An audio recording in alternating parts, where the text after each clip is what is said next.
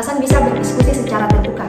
Namun, adapun dampak dari perbedaan tersebut, di Tiongkok manajemen kinerja sebaiknya menghormati hierarki dan umpan balik diberikan secara hati-hati, tidak langsung. Kemudian di Australia, pendekatan partisipatif dan terbuka akan lebih efektif karena karyawan terbiasa dengan diskusi setara dan transparansi. Kemudian, hukum dan politik ketenagakerjaan di Tiongkok dan Australia. Dari sisi hukum dan politik ketenagakerjaan, Harmonibus akan menghadapi situasi yang sangat berbeda di kedua negara ini.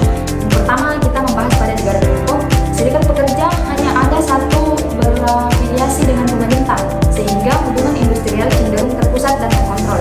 Kemudian yang kedua, proses PHK atau pemutusan hubungan kerja membutuhkan izin pemerintah dan sangat diatur dalam hukum ketenagakerjaan yang cukup kompleks. Pada Australia, serikat pekerja bersifat independen dan memiliki pengaruh kuat dengan sistem negosiasi kolektif yang sudah mapan.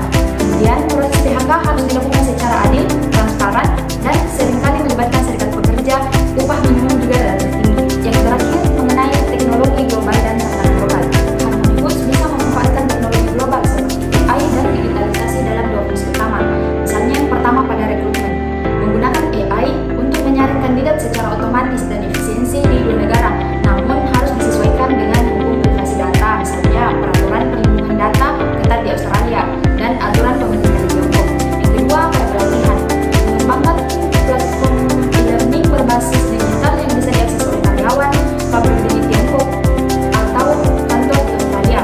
Di Tiongkok perlu pendekatan pelatihan yang lebih struktural dan terarah. Kemudian di Australia, pelatihan dibuat lebih fleksibel dan berbasis inisiatif individu.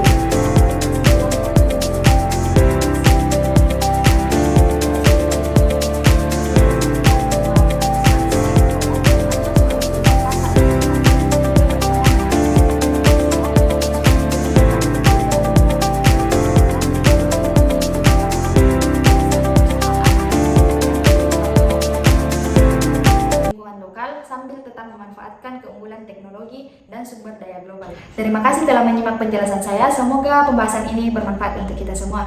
Sekian dari saya, sampai jumpa di video selanjutnya.